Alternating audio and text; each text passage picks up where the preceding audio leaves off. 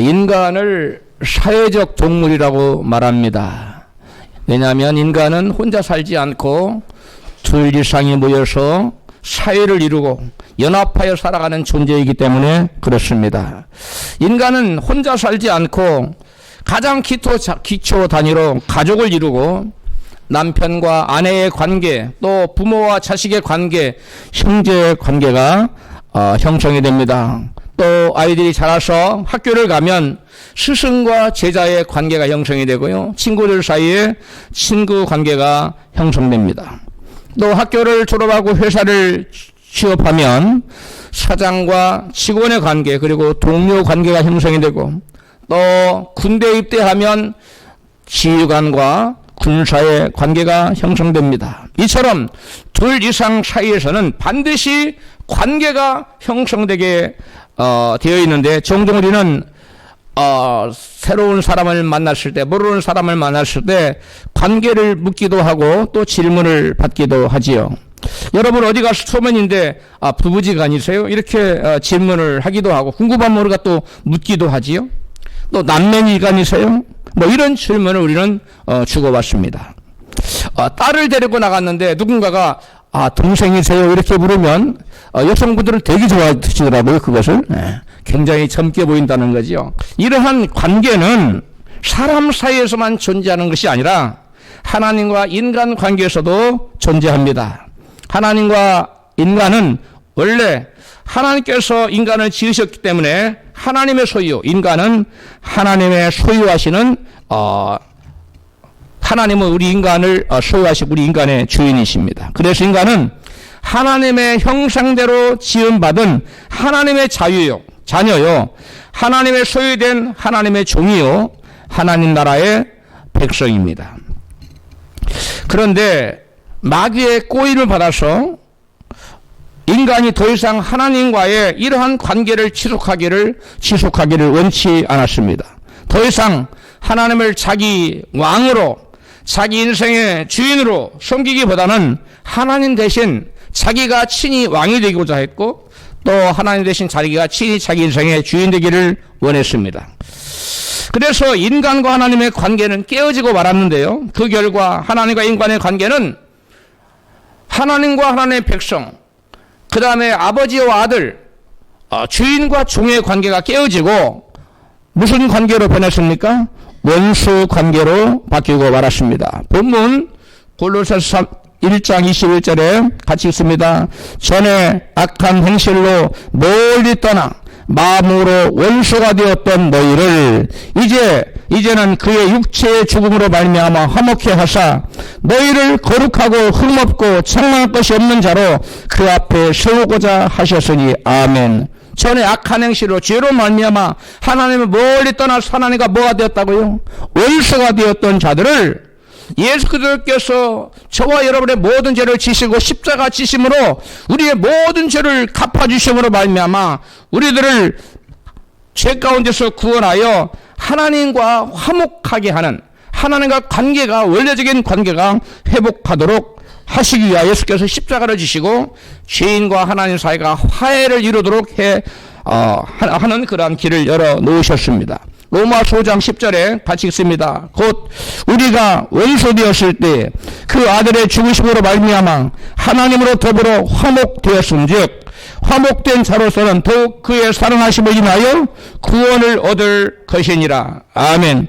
우리가 하나님과 죄로 말미암아 원수가 되었을 때 그 아들 예수 그리스도께서 저와 여러분의 죄를 대신 지고 죽으심으로 말미암아 이제는 하나님으로 더욱더 화목되는, 화해가 되어서 관계가 회복되는 그러한 길이 열렸다는 것입니다.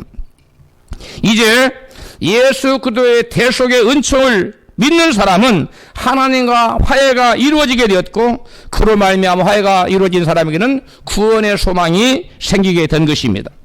예수 그리스도의 십자가 대속을 믿음으로 하나님과 화해가 이루어진 사람들은 하나님과의 관계가 회복되었기 때문에 원래적인 상태로 하나님과 원래적인 관계가 회복되어서 구원이 이루어지는 것입니다. 그리스도께서 십자가의 죽으심으로 죄인들의 죄값을 대신 갚으시고 믿는 자들을 구원하여 하나님과의 관계를 회복시켜 주셨습니다.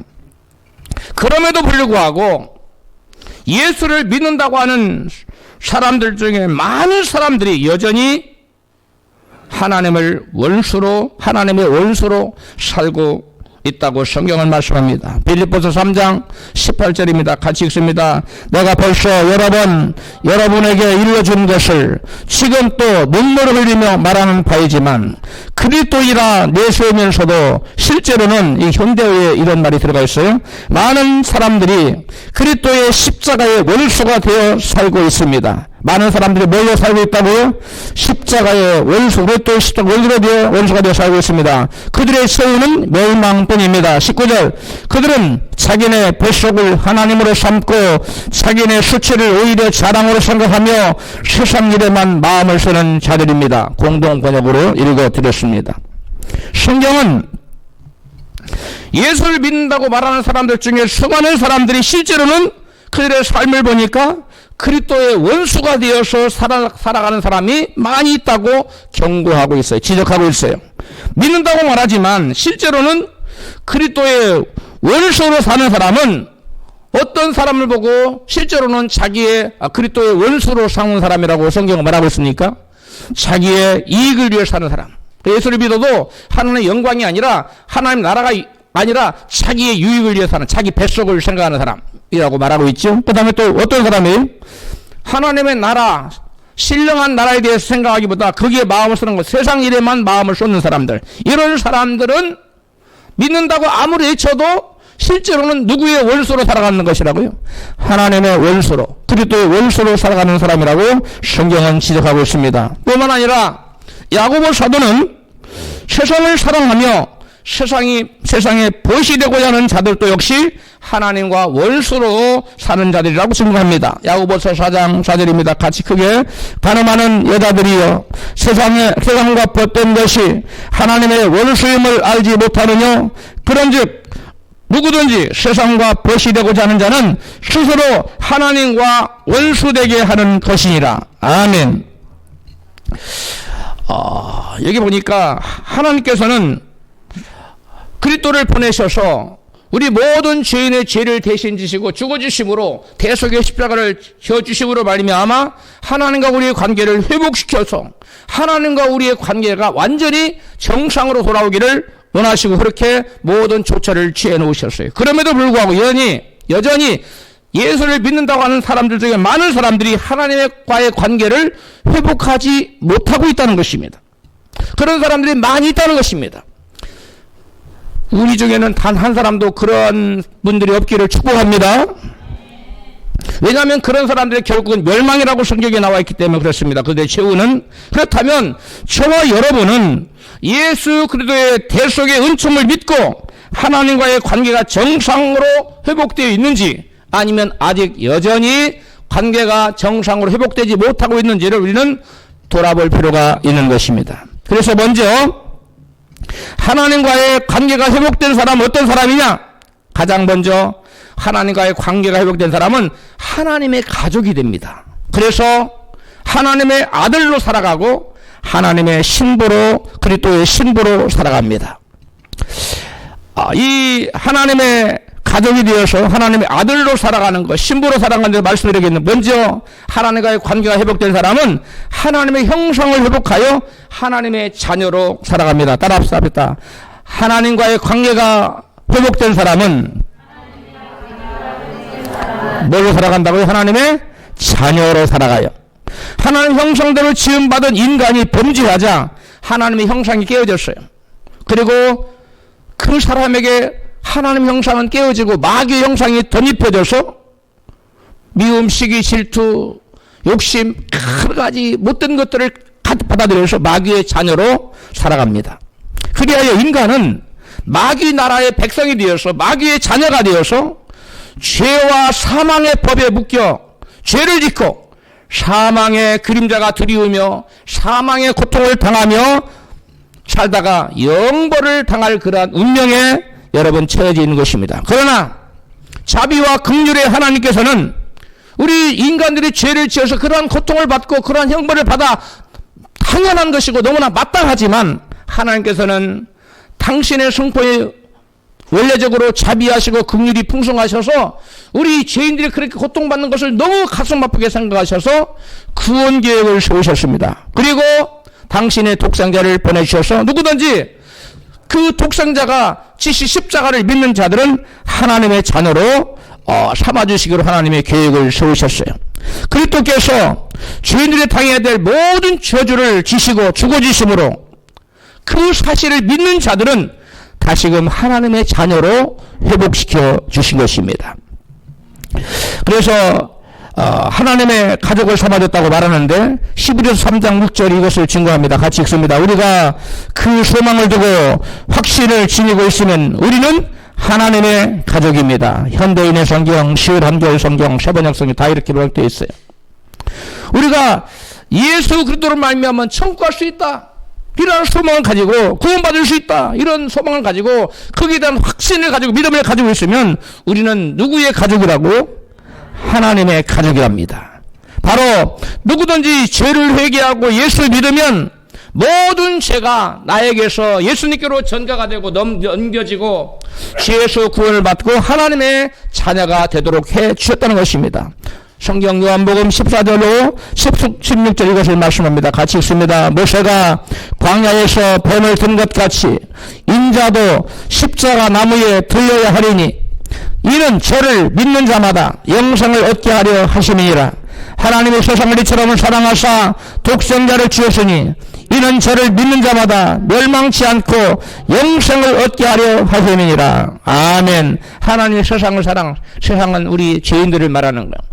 죄인들을 너무 사랑하셔서 독생자를 보내셨어요. 흠도 없고 티도 없는 거룩하신 하나님이신 예수님 보내주셔서 예수님 땅에 오셔서 저와 여러분의 모든 죄를 지고 십자가 나무 위에 달리셨어요.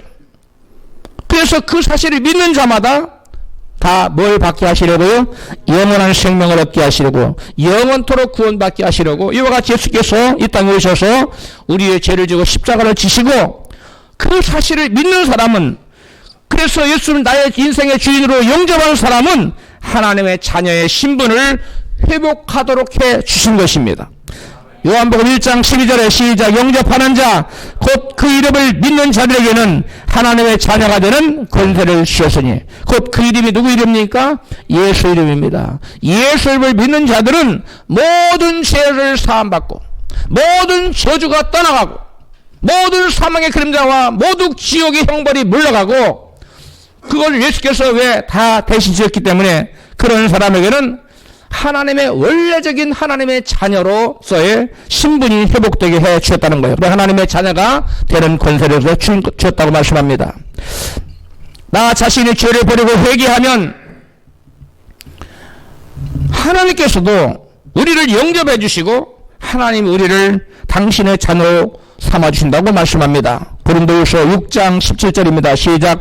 너희는 그들 가운데서 나와서 따로 떨어져 있어라. 부정한 것에 손을 대지 말아라. 그러면 내가 너희를 영접할 것이다. 18절. 그래서 나는 너희의 아버지가 되고 너희는 내 자녀가 될 것이다. 나 전능한 주가 말한다. 이 현대인의 성경인데요. 아까 요한복음 1장 12절에서는 누가 누구를 영접한다 그랬어요. 우리 죄인들이 죄를 회개하고 예수를 영접하는 것을 우리가 주님을 영접한다 그랬어요. 그런데 아까 그것은 사도 요한의 증거고, 이제 사도 바울의 증거는 하나님께서 우리를 영접해 주신다는 거예요. 하나님께서 우리를 어떤 사람을 영접하느냐?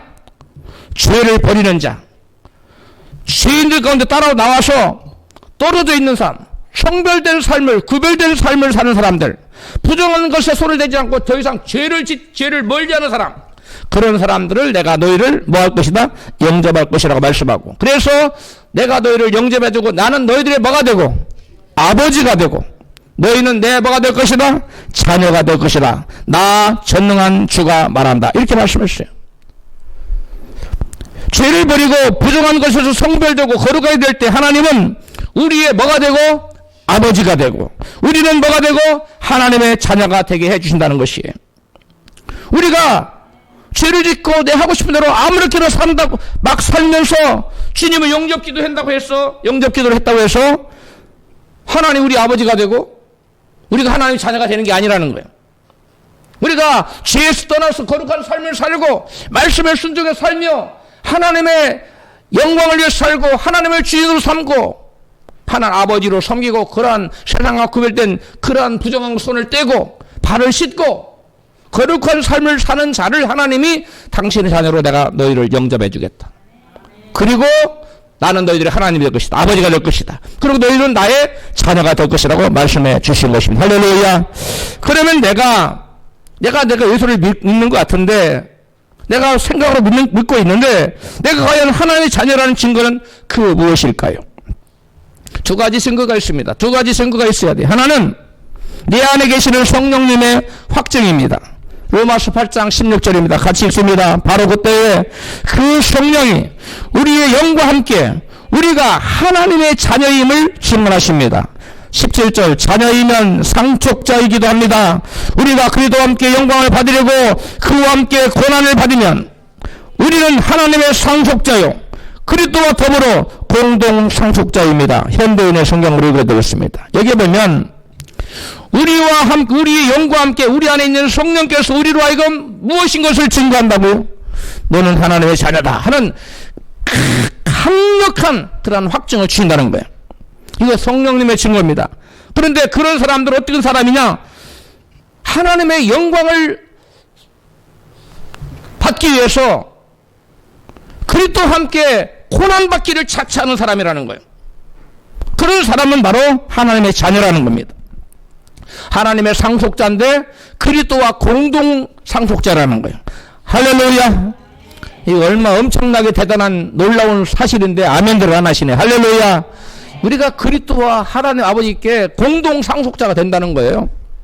또 다른 하나는 나의 삶 가운데 내가 피스메이커, 평화의 사도로서 살면, 평화의 사자로서 살면 그 사람은 하나님 아들이라는 겁니다.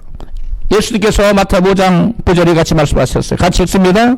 화평케 하는 자는 복이 있나니 저희가 하나님의 아들이라 일컬음을 받을 것이며. 화평케 하는 자는 뭐라고 일컬음 받는다고요? 하나님의 아들.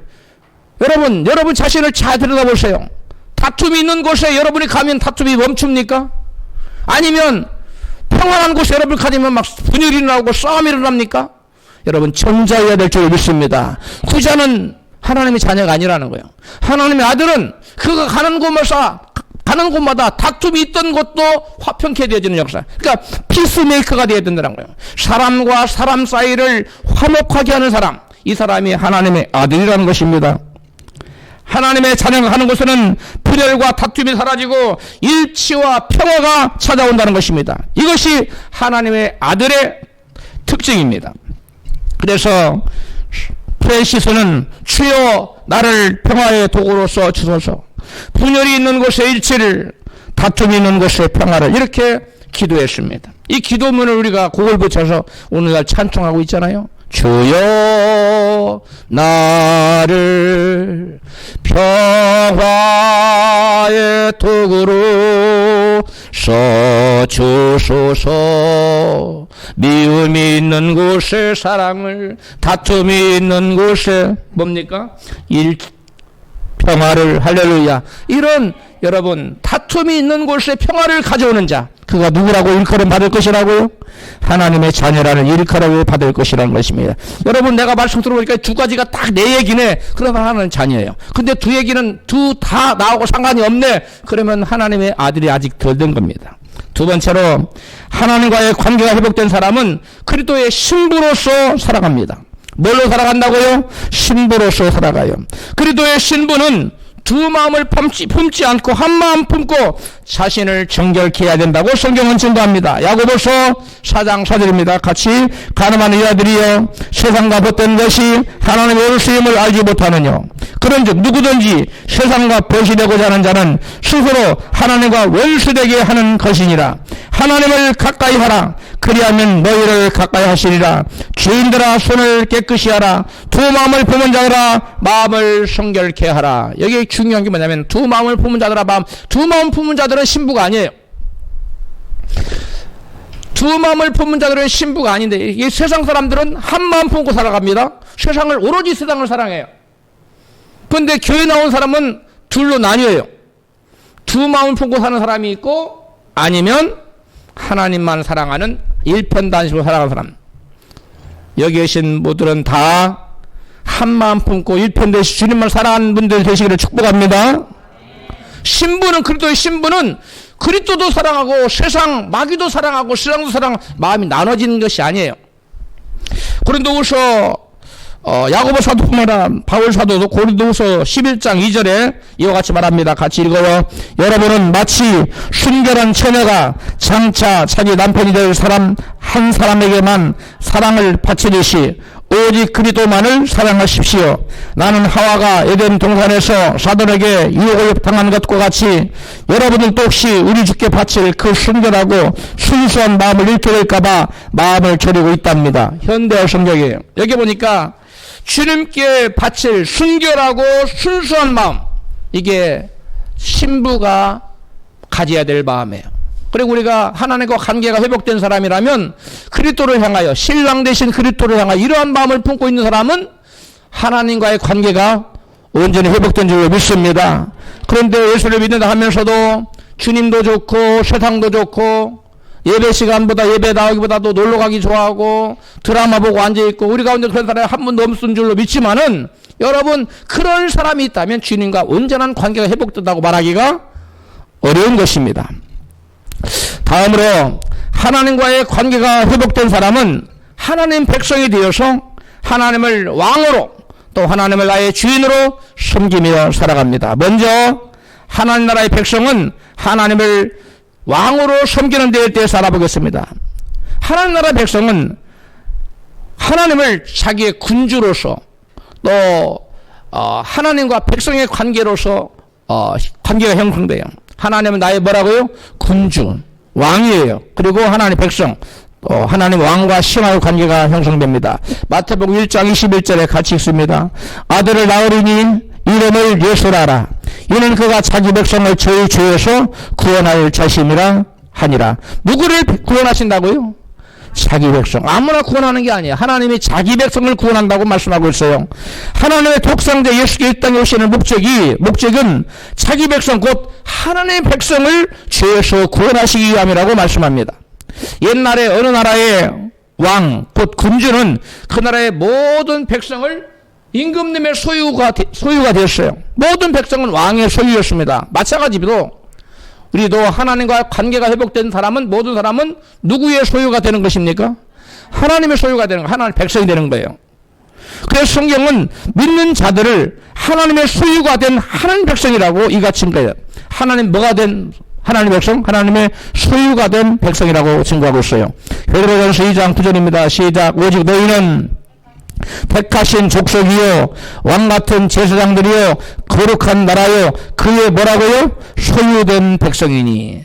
그의 소유된 백성이니 이는 너희를 어두운 데서 불러내어 그의 기이한 빛에 들어가게 하신 자의 아름다운 덕을 선전하게 하려 하심이라. 너희가 전에는 백성이 아니더니 이제는 하나님의 백성이요. 아멘. 하나님께서 어둠 가운데 살던 자들을 빛 가운데 살게 하고 또 하나님의 복음을 전파하게 하려고 하나님 나라의 백성을 삼았다고 말씀합니다. 왜 하나님의 백성을 삼았다고요? 어둠 가운데 살던 사람들을 옮겨서 빛 가운데 살도록 하기 위해서, 또 그리스도의 복음을 전파하게 하려고 하나님 백성을 삼았다는 거예요. 따라서 하나님 나라의 백성은 죄짓던 어두운 일을 벗어버리고 의의 의를 행하며 빛 가운데 살아가고 하나님 복음을 전하는 자들인 것입니다. 내가 과연 하나님의 백성이지 아닌지를 이 말씀에 대해 보면 내가 여전히 어둠 가운데 살아가고 있다. 그건 하나님의 백성이 아닌 거예요. 또 누군가를 만나도 전혀 복음 전할 생각을 안 하고 있다. 그것도 하나님의 백성이 아니에요. 어떤 사람은 일평생 예수 믿는다고 하면서 단 한 사람한테도 예수 믿어서 한 번 안 해본 사람이 있다는 거예요. 그건 예수 믿는 사람 아닙니다. 절대로 아니에요. 그건 하나님 나라 백성이 아니라고 성경에 나와 있어 지금. 뿐만 아니라 우리가 하나님 나라 백성이라면 당연히 하나님이 우리의 뭐가 되셔야 됩니까? 왕이 되어야 돼요. 왕. 시편 24편 8절에 시작. 영광의 왕이 니시뇨 강하고 능한 여호와시요 전쟁에 능한 여호와시로다. 아멘. 왕은 우리의 인생의 모든 인생의 왕은 누가 왕이냐? 예수 그리스도가 우리의 왕이라는 거예요. 할렐루야. 여호와 하나님 우리의 왕이라는 거예요. 예수 여호와 하나님이십니다. 만약에 예수님을 자기 왕으로 삼지 않고 스스로 왕이 되어 산 자들은 그 결국이 어떻게 될까요?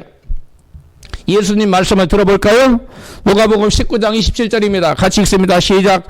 그리고 나의 왕됨을 원치 아니하던 저 원수들을 이리로 끌어다가 내 앞에서 죽이라 하였느니라. 아멘.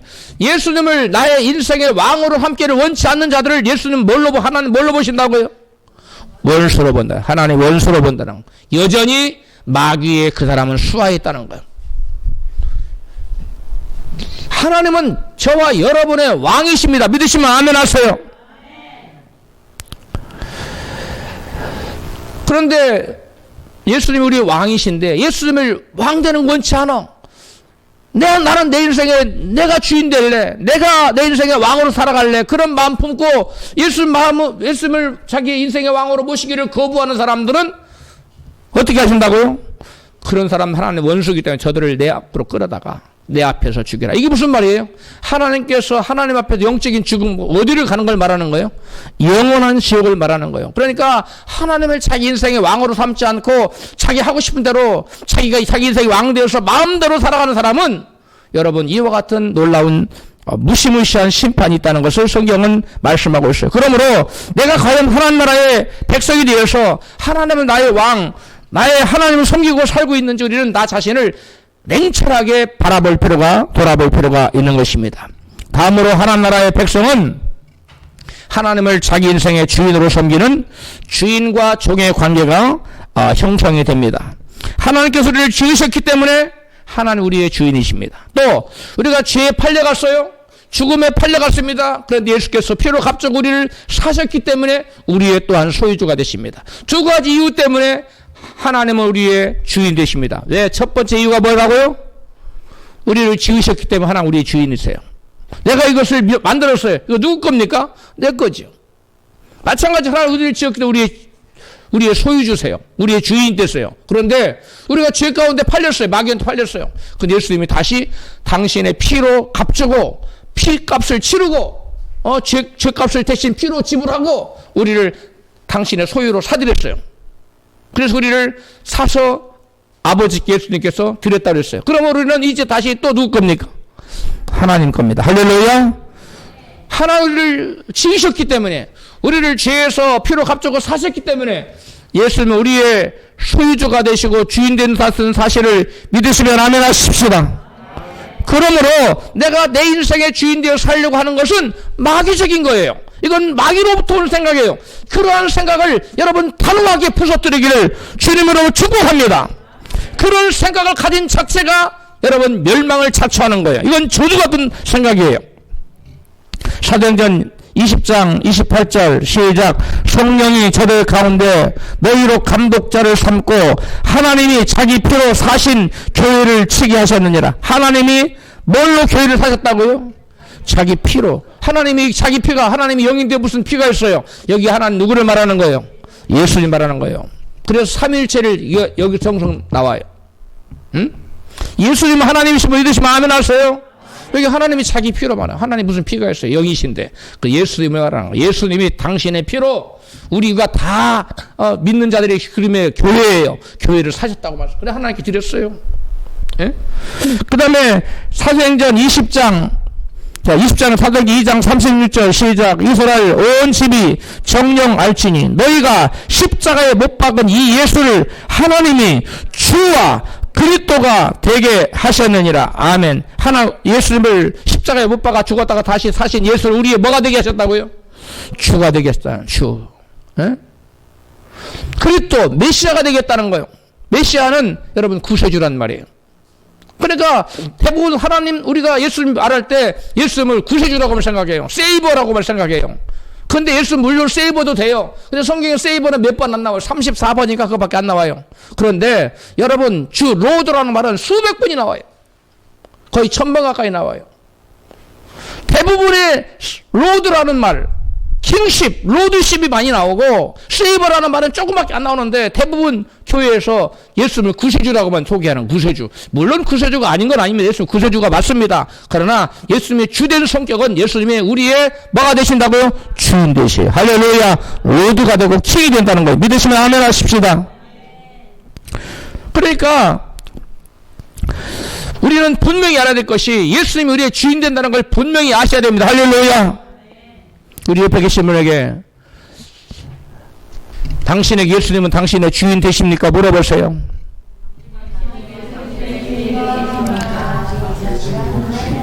이제 대답해 보세요. 노멘이에요, 아멘이에요? 할렐루야.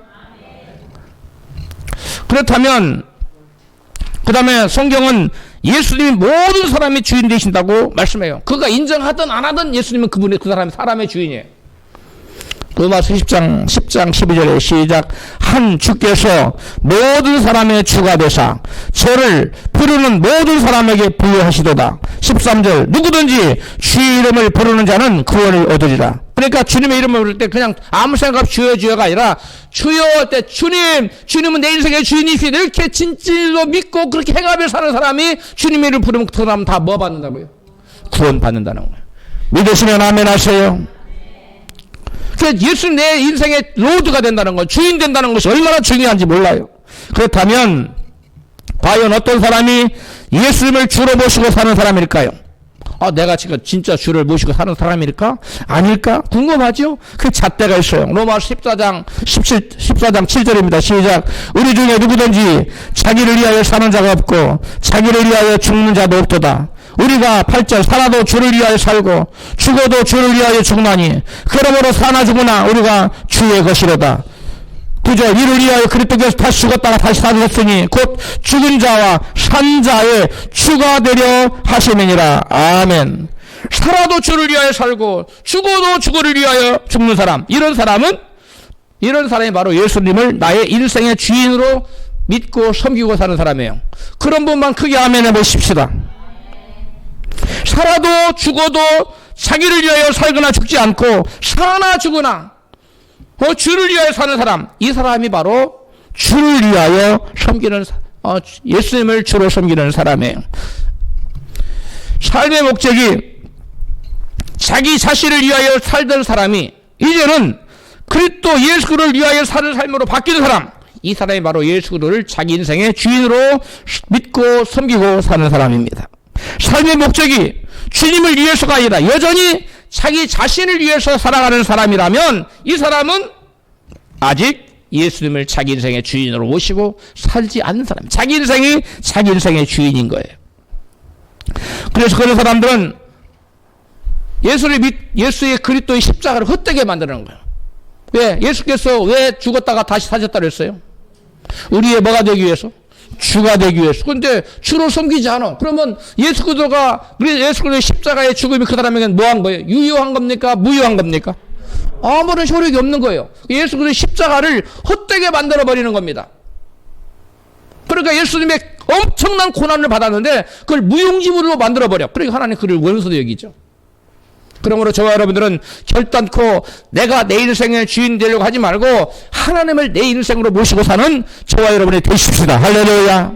내가 내 인생의 주인 되려고 할 때 예수를 내 인생의 주인으로 삼지 않고 내가 내 인생의 주인으로 삼고자 할 때 그 주인 자리에 누가 들어오느냐? 마귀가 들어와요. 내가 내 인생 주인 되는 게 아니에요. 그 내 인생에 내가 주인 되고자 할 때 누가 그 자리를 탁 차고 들어오냐면 마귀가 여기 자리가 비었구나. 그 자리는 하나님 자리인데 하나님은 그 자리에 주인 자리 안 모실 자리가 비인 거죠. 지가 올라갈 수 있는, 우리 인간이 올라갈 수 있는 자리가 아니에요. 그래서 그 자리를 마귀가 탁 꿰차고 들어와서 너 미워하라, 시기해라, 분내라, 싸워라, 다퉈라, 음란한 생각하지라, 거짓말해라, 도적질해라, 강도치다, 온갖 더러운 것을 시키는 거예요. 마귀가 그 인생의 주인 되어서. 그러므로 예수님을 내 인생의 주인으로 모시는 것이 인생에게는 가장 복된 것인 것을 믿으시면 크게 아멘 하십시다. 뿐만 아니라 예수 그리스도를 주로 섬기는 사람은 그분의 말씀을 지키는 사람이에요. 누가복음 6장 46절에 예수님께 말씀하시기를 너희는 나를 불러 주여 주여 하면서도 어찌하여 나의 말하는 것을 행치 아니하느냐, 이렇게 개역성경에 나와 있고, 세번역성경에서는 너희는 어찌하여 나더러 주님 주님 하면서도 내가 말하는 것을 실행하지 않느냐, 이렇게 말하고 있어요. 예? 또 현대역 성경에서는 누가복음 6장 46절에 너희는 내 말에 순종하지 않으면서 왜 나를 주님 주님 하고 부르느냐, 이렇게 말하고 있어요. 말로만 주여 주여 하는 자가 아니라 그분의 말씀을 지키며 사는 자가 진정 예수 그리스도를 주로 섬기는 자라고 말씀하고 예수님이 있습니다. 할렐루야. 그러므로 하나님과 관계가 진정 회복된 사람은 예수 그리스도를 내 인생의 주인으로 모시고 주님을 위해 주님 말씀대로 사는 사람이에요. 누구를 위해 사는 사람? 나를 위해 사는 사람이에요. 주님을 위해 사는 사람. 그리고 내 멋대로가 아니라 주님 말씀대로 사는 사람. 이 사람이 예수님을 주님으로 모시고 사는 사람입니다. 할렐루야. 마지막으로 하나님과의 관계가 회복된 사람은 그리스도의 제자로서의 삶을 살아갑니다. 뭘로 살아간다고요? 제자로서의 삶. 제자란 어떤 사람을 가리켜 제자라고 말합니까? 스승의 가르침에 반하는 그 반하는 기존의 모든 가르침과 가치관을 다 내어버리고 스승의 가르침을 받아들여 전적으로 받아들이고 그것을 자기의 삶에 적용하고 사는 사람. 이 사람이 제자입니다. 제자가 되는 길이 세 가지를 예수님 말씀하셨어요. 제일 처음에 예수님은 마태복음 16장 24절에서 같이 읽습니다. 예수께서 제자들에게 이르시되 아무든지 나를 따라오려거든 자기를 부인하고 자기 십자가를 지고 나를 쫓을 것이니라. 여기 보니까 제자가 되기 위한 우선적인 조건을 뭐라고 그래요? 자기를 부인하는 거예요. 이 말은 무슨 뜻입니까? 자기를 부인하라. 이게 무슨 말이에요? 자기를 부인한다는 말의 의미는 자신의 이해관계를 고려하지 않고 자기의 감정이나 자기의 체면이나 자기 입장을 먼저 고려하지 않는 사람을 말하는 거예요. 이게 자기를 부인하는 사람이에요. 독일 성서공회 주석은 자기 부인을 이렇게 해석했습니다. 자기 부인이란 자기 자신과 자기의 소원을 포기하는 것이다. 이렇게 해석해놓고 있어요. 자기 개인적인 야망을 포기하는 거예요. 자기 개인적인 욕망을 포기하는 거예요. 이게 자기 부인이라고 말하고 있어요. 요한의 제자들이 요한에게 와서 이렇게 말했습니다. 선생님, 랍비요, 선생님께서 증거하시던 저 요단처에 증거하시던 그분이 지금 세례를 주니까 사람들이 다 그리로 당신을 따르던 선생님 따르던 사원 다 그리로 가버렸습니다. 이렇게 말했습니다. 그럴 때 요한의 대답을 들어보십시오. 요한복음 3장 29절입니다. 시작. 신부를 취하는 자는 신랑이나 서서 신랑의 음성을 듣는 친구가 크게 기뻐하나니 나는 이러한 기쁨이 충만하였노라. 그는 흥하여야 하겠고 나는 쉬어야 하리라 하니라. 아멘. 제요한은 예수님 때문에 자기 자신에 대한 백성들의 관심과 인기가 식어지고 있는데도 자기 입장을 전혀 지금 고려하고 있지 않습니다. 이게 바로 뭐라고요? 자기를 부인하는 자세의 마음 자세예요. 그는 흥해야 되겠고 예수님은 흥해야 되겠고 나는 쉬어야 되리라 하는 이러한 세례요한의 마음 자세, 이게 바로 자기를 부인하는 자의 마음 자세입니다. 내가 희생하여 예수 그리스도가 드러날 수만 있다면, 내가 희생하여 그리스도의 나라가 확장될 수만 있고 세워질 수만 있다면 나는 아무렇지도 않다는 그러한 마음 자세가 바로 자기를 부인하는 마음 자세요, 그러한 올바른 태도인 것입니다. 이 사람 자기를 철저히 부인했던 세례 요한을 향해서 예수님은 여자가 낳은 자 중에 세례 요한보다 큰 이가 일어남이 없도다 라고 마태복음 11장 11절에 증거하고 있어요. 여러분, 나 자신을 부인하면 그 부인하는 자가 작아지는 것이 하나님 그 자를 큰 자로 세우신다는 거예요. 다음으로 주님의 제자가 되기 위한 두 번째 조건은 자기 십자가를 져야 된다고 말합니다. 그런데 이 자기 십자가를 많은 사람들이 오해하고 있어요. 또 많은 사람들이 이것을 그릇 해석하고 있습니다. 자기 십자가는 아내가 병들었을 때, 아내가 짐이 될 때 이게 내 십자가라고. 그건 십자가 아니에요. 그걸 보고 십자가라고 말하는 거 아니에요. 내 딸이 자기 십자가라고, 나의 아들이 십자가. 그건 자기 십자가 아니에요. 자기 십자가는 두 가지인데요. 잘 들으세요. 하나는 첫 번째 자기 십자가 의미는 자기 옛사람의 정욕을 십자가 위에서 그리스도와 함께 죽이는 것을 말하는 거예요. 이게 자기 십자가예요. 자기 십자가를 진다는 거 말할 때 자기 옛사람의 정과 욕심을 십자가에 그리스도와 함께 못 박아 죽이는 것, 이것이 바로 자기 십자가를 지는 겁니다. 우리는 매일매일 삶을 살면서 성령의 소욕을 쫓아 살 것인가, 아니면 육신의 소욕을 쫓아 살 것인가, 선택의 기로에 놓이게 됩니다. 그때 육신의 정욕을 십자가에 그리스도와 함께 못 박아 죽여버리고 성령의 소욕을 쫓아 사는 것, 이것이 바로 자기 십자가를 지는 삶이에요. 독일의 본헤퍼는 이렇게 말했어요. 주님께서 나를 따르라고 부르신 것은 나와 함께 죽자고 촉정하신 것이다. 옳은 말씀입니다. 그리스도께서 우리를 부르실 때 우리를 너희들 나를 따르라 부르신 그 초청은 주님께서 누구와 함께 죽자고? 나와 함께 십자가에 죽자. 그런데 너희 어떤 사람이 죽어야 된다? 옛사람이 죽어야 된다. 정과 욕심, 세상을 사랑하는 마음, 음욕과 더러운 것, 이런 모든 것들을 다 십자가에 죽이는 것, 이것이 바로 자기 십자가입니다. 십자가를 지는 거예요. 성경은 습관적으로 죄를 짓고 아무렇게나 되는 대로 살아도 구원받는데 문제가 없다고 말씀하고 있지 않습니다. 오히려 자기를 부인하고 자기 십자가를 지고 주님의 발자취를 따라야 한다고 말씀하고 있어요. 그 다음에 자기 십자가의 두 번째 의미는 우리가 그리스도인으로서 살아갈 때, 또 그리스도인으로 좁은 길을 걸어갈 때, 또 그리스도인으로서 복음을 전파할 때 우리의 닥치는 여러 가지 핍박과 환난이 자기 십자가예요. 우리가 그리스도인으로 살아가다 보면 당연히 말씀을 인하여 뭐가 온다랬어요? 환난과 핍박이 온다고 했죠. 예수님이 그 말씀을 인하여 닥쳐오는 환난과 핍박, 이것이 자기 십자가인 거예요. 좁은 길을 걸어갈 때 여러 가지 환난과 핍박, 어려움이, 그게 자기 십자가예요. 우리가 복음을 전파할 때 많은 사람이 반대에 피딪힙니다. 욕을 먹습니다. 비판을 받습니다. 그게 자기 십자가예요. 그래서 예수님은 그것에 대해서 이같이 말씀해요. 마태복음 5장 10절입니다. 시작. 의를 위하여 핍박을 받는 자는 복이 있나니 천국이 저희 것이며, 나를 위하여 너희를 욕하고 핍박하고 거짓으로 너희를 거스려 모든 악한 말을 할 때에는 너희에게 복이 있나니 기뻐하고 즐거워하라. 하늘에서 너희의 상이 큼이라. 너희 전에 있던 선지자들을 이같이 핍박하였느니라. 아멘. 여기 보니까 이 핍박받잖아요. 의를 위해서 말씀대로 살다가 핍박받잖아요. 이것이 자기 십자가예요. 그러니까 말씀대로 살지 않는 사람, 좁은 길을 걷지 않는 사람은 이거 자기 십자가 안 지기 때문에 여러분 어떤 핍박도 없어요. 여러분 예수 때문에, 믿음 생활 때문에 핍박받고 있습니까? 아멘 안 나오는 게 이게 이상한 겁니다. 이때 아멘 해요. 그리스도 때문에, 신앙 때문에, 믿음 때문에, 좁은 길로 걸어가기 때문에 신앙사람도 손가락질 받고 욕먹고 핍박받고 환난당하고, 너는 예수를 믿어 꼭 그렇게 믿냐? 너는 꼭 그렇게 광신자 같다, 이런 욕을 먹고, 꼭 그렇게 이언자리에서까지 복음을 전해야 되냐, 이렇게 욕을 먹는 사람, 이런 사람 여러분 그리스도를 위하여 십자가를 지고 있는 사람이에요. 할렐루야. 예수를 믿어도 십자가가 핍박이 전혀 없어요. 왜? 십자가 안 지거든요. 요리조리 피해가거든요. 피해가 다니지 마십시오. 17세기의 가장 영향력 있던 목회자 사무엘 리더포드는 이런 고백을 했습니다. 그리스도의 십자가는 내가 접은 짐 중에서 가장 달콤한 짐이다. 그것은 마치 새에 달린 날개와 같고 배에 달린 돛과 같아서 나를 목적지에 이르게 한다. 사무엘 리더포트란 참 의미심장한 말입니다. 여러분, 새가 날개가 무겁다고 날개를 다 잘라내버리면 날 수 있습니까?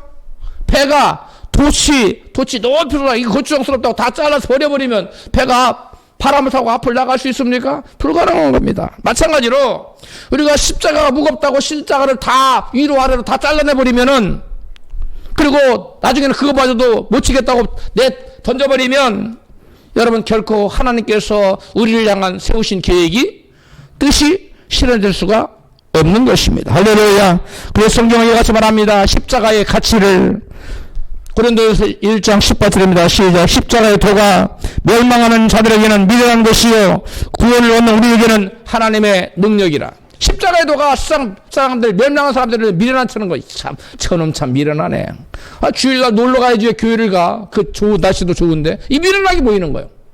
소득이 11조는 또 애들이 젖설기도 바쁠 텐데 그 열심히 저축해서 부자 돼야지. 이게 세상 사람들 미련하게 보이는 거예요. 그런데 이것이 하나님 믿는 우리에게는 뭐라고요? 하나님의 능력이라는 거예요.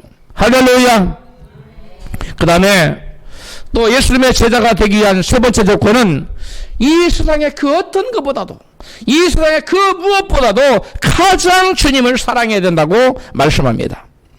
누가복음 14장 26절에 시작. 누구든지 나를 따르고자 하는 자는 자기 부모나 처자식이나 형제 자매를 사랑하는 것보다 훨씬 더 나를 사랑해야 한다. 아니 자기 목숨보다도 더 나를 사랑해야 한다. 그렇지 않으면 그는 내 제자가 될 수 없다. 이 현대의례 성경에. 여기 보니까 예수님은 주님 제자가 되고자 하는 자들은 부모나 처자식이나 아니 자기 목숨보다 주님을 더 사랑해야 된다고 말씀합니다. 그리고 망대를 지으려는 사람이, 짓고자 하는 사람이 망대가 끝까지 짓기까지 비용이 얼마나 들어갈 건지 계산해보고, 또 내가 1만을 가지고 있는데 저 2만으로 돌게 키우는 사람을 내막아설 수 있는지 그것을 잘 계산해보고 전쟁을 할 것인지 말 것인지를 결정하듯이 너희들이 나를 따를 것인지 말 것인지를 그 예수를 믿는 데 대한 그 비용을 비용과 희생을 잘 계산해보고 그 비용과 희생을 기꺼이 감당할 수 있으면 그때 예수를 믿어도 된다. 그걸 감당할 수 없으면 차라리 처음부터 예수를 믿기를 시작하지 말으라고 주님 말씀하는 거예요. 무슨 말씀입니까? 그리스도의 제자가 되기 위해 치러야 할 대가를 계산해보고 그 어떠한 대가를 치를 용의가 있을 때 그때 주님을 따르라고 주님 말씀하는 거예요. 그러니까 예수님 제자가 된다는 건 결코 쉽다는 거예요? 만만하다는 거예요? 아니면 어렵다는 거예요? 결코 쉽지 않다는 겁니다. 주님의 제자가 되고자 할 때 그 어떤 희생이 따르더라도 기꺼이 감수하고자 하는 그러한 용의가 있는 자들만이 주님의 제자가 될 수 있다는 거예요. 그런 마음 자세를 갖지 않고 아이고 이 아저씨가 교회 나가 나도 한번 나가볼까? 그렇게 해서 예수를 믿고 구원받는 게 아니라는 겁니다. 그렇게 해서 주님의 제자가 되는 것이 아니라는 거예요. 그 다음에 주님을 따르는 제자가 되기 위해 치러야 할 비용이 결코 만만치 않다고 이같이 말씀하셔요. 누가복음 14장 33절 시작. 이와 같이 너희 중에 누구든지 자기의 모든 소유를 버리지 아니하면 능히 내 제자가 되지 못하리라. 이 현대 성경인데 여러분 이 말씀 보면 주님 따르려면 처음부터 재산 몽땅 하나님께 바쳐놓고 그 다음에 주님 말씀을 따르라고라 이 말씀인가요? 그게 아니에요. 이렇게 해석하면 이단입니다.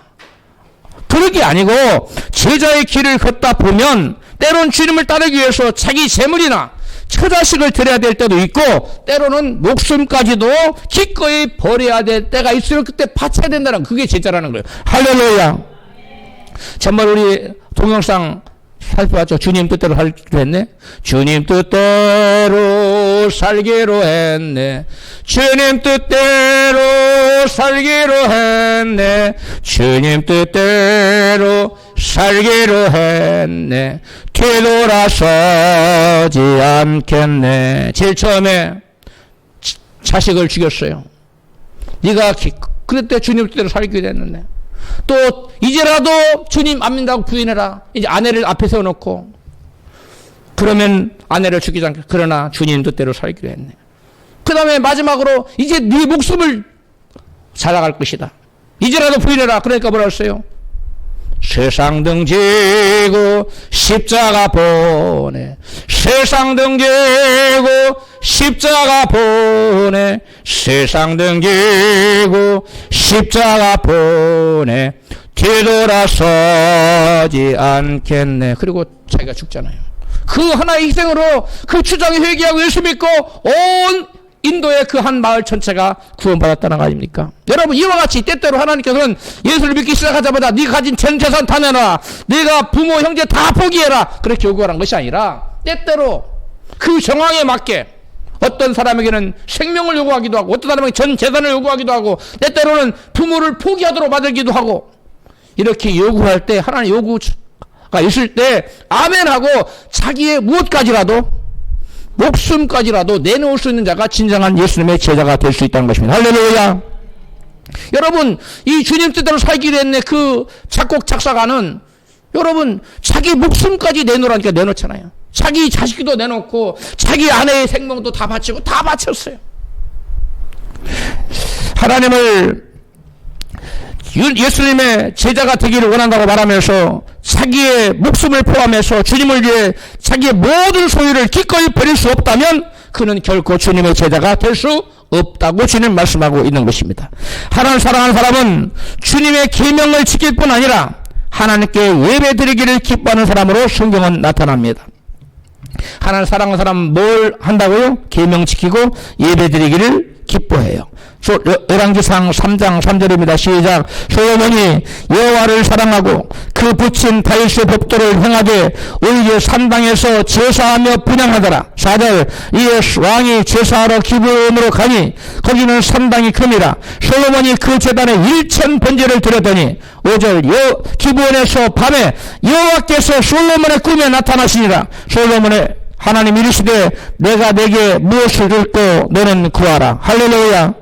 저와 여러분에게도 주님께서 좀 나타나서 이렇게 좀 소원을 물어보시고 이루어주시면 얼마나 좋겠어요. 그렇지요? 할렐루야. 그렇다면 우리도 솔로몬처럼 하면 됩니다. 솔로몬은 하나님을 사랑했어요. 그리고 하나님 법도를 지켰어요. 그리고 제사하며 분향했어요. 제사는 바로 뭡니까? 예배입니다. 분향은 뭡니까? 기도입니다. 하나님을 사랑한다는 말이나 하나님의 법도를 지킨다는 말이나 하나님을 예배한다는 말이나 같은 말이에요. 같은 의미의 다른 표현인 겁니다. 솔로몬은 하나님을 사랑했기에 하나님을 예배하기를 기뻐했고 또 하나님 법도를 지키고 예배하며 분향 즉 기도하기를 기뻐했다는 거예요. 그래서 하나님께서 그 솔로몬을 너무 기뻐하셔서 꿈에 나타나서 솔로몬아 네 소원이 뭐냐? 내게 말하라. 내가 들어주겠다. 할렐루야. 하나님을 사랑하고 하나님께 극복받기를 원한다면 먼저 하나님을 사랑해야 될 줄을 믿습니다. 여러분 하나님을 사랑한다고 말하면서 예배를 등한히 하거나 기도를 게을리 하는 것은 앞뒤가 맞지 않는 거짓된 사랑인 것입니다. 내가 진정 하나님을 사랑하는 사람은 예배에 충실합니다. 그리고 여러분 말씀을 여러분 지킵니다. 뿐만 아니라 예배 때 분향단의 향이 나오는 얘기는 기도를 말하는 거예요. 기도를 게을리하지 않습니다. 솔로몬뿐만 아니라 하나님을 사랑하는 자의 특성은 예배를 자신의 그 어떤 일보다도 중요시하고 살았다고 성경은 말합니다. 성경은 여호와를 기뻐하라. 저가 내 마음의 소원을 이루어 주시리로다고 시편 37편 4절에 말씀하고 있어요. 하나님을 기뻐한다는 것은 곧 하나님을 사랑한다는 말인데 하나님을 사랑하여 하나님 사랑하는 특성이 하나님 말씀을 지키고 또 하나님 뭐 한다고요? 예배하는 걸 기뻐한다고요. 기도하기를 기뻐한다고 했어요. 그런 사람들에게 하나님께서 마음의 소원을 들어준다고 말씀하시는 거예요. 성경 하나님께서 귀하게 쓰신 사람치고 예배를 등한했던 사람은 단 한 사람도 나타나지 않습니다. 전부 다 여호와를 위하여 제단 쌓기를 기뻐했던 사람들이라고 성경은 계속적으로 증거하고 있어요. 아브라함부터 시작해서 노아를 비롯해서 모세를 비롯 다윗 그들을 비롯한 그들은 가는 곳마다 여호와를 위하여 제단을 쌓았다고 성경은 말하고 있습니다. 하나님을 사랑한 자가 되십시오. 하나님을 기뻐하는 자가 되십시오. 하나님께서 그러한 자의 마음의 소원을 이루어준다고 말씀합니다. 왜? 그런 자가 하나님을 사랑한 자예요. 그런 자는 하나님을 기뻐하여 예배드리기를 기뻐하고 하나님 말씀을 지키기를 기뻐하고 기도드리기를 기뻐하는 자이기 때문에 그렇습니다. 예배를 작게 여기고 하찮게 여기고 소홀히 한 자에게 결코 하나님께서 큰 것을 맡기지 않기 때문에 그러한 자는 인생의 성공자가 될 수 없습니다. 누가복음 16장 10절입니다. 지극히 작은 것에 충성된 자가 큰 것에도 충성되며 지극히 작은 것에 불의한 자는 큰 것에도 불의하니라. 아멘. 사람 사이에서도 누군가를 진정 사랑하게 되면 그 사람에게 충성하지 않습니까? 충성을 다하게 되어 있습니다. 사랑한 사람에게 시간과 열정을 쏟고 물질을 쏟아 바칩니다. 누군가를 진짜 사랑한다면 사랑하는 사람을 만나는 일에 여러분 멀다고 하지 않거나 피곤하다고 안 나가거나 또 바쁘다고 뒤로 미루는 일이 결단코 없는 것입니다. 마찬가지로 진정 하나님을 사랑하는 사람은 바쁘다거나 피곤하다거나 멀다거나 그런 것이 이유가 될 수 없어요. 진정 하나님을 사랑하는 사람에게는 그런 어떠한 이유도 없는 것입니다. 뭐가 없느냐? 시간이 없거나 여건이 안 되거나 그런 것이 아니라 마음이 없는 거예요. 주님을 향한 사랑하는 마음이 없어서 그것이 안 되는 것입니다. 그래서 그런 것을 아시는 주님께서 이와 같이 말씀하세요. 이사야 29장 13절입니다. 시작. 주께서 가라사대 이 백성 입으로는 나를 가까이 하며 입술로는 나를 존경하나 그 마음은 내게서 멀리 떠났나니. 예수님이 이 말씀을 신약성경에서 2번이나 인용하셨어요. 백성들이 입술로 하나님을 사랑해, 하나님 존경해. 그러나 마음은 멀리 떠났어요. 마음은 콩밭에가 있어요. 응? 중들이 제사에는 관심이 없고 뭐에만 관심이 있어요? 제밥에만 관심이 있듯이 하나님을 사랑하는 데는 마음이 없고 하나님께 받을 축복만 계산해. 그런 자가 한 번도 없기를 주의 이름으로 축복합니다. 마지막으로 주님을 사랑한다는 예배 드리기를 기뻐할 뿐만 아니라 주님 몸된 교회를 사랑하는 것입니다. 그래서 어떻게든 이 교회를 살리고자 하고 교회를 세우고자 하고 교회를 부흥시키고자 하고 주님의 나라를 세우고자 하는 그러한 마음에 가득 차 있는 사람, 이 사람이 주님을 사랑하는 사람이에요. 여러분은 하나님과의 관계가 회복되어 하나님의 가족이 되어서 하나님의 아들로 신부로 살아가고 있습니까? 여러분은 하나님과의 관계가 회복되어 하나님 백성이 되어서 하나님을 왕과 주인으로 섬기며 살아가고 있습니까? 여러분은 하나님과의 관계가 회복되어서 자기를 부인하고 자기 십자가를 지고 무엇보다 주님을 사랑하고 진정한 그리스도의 제자로 살아가고 있습니까? 할렐루야.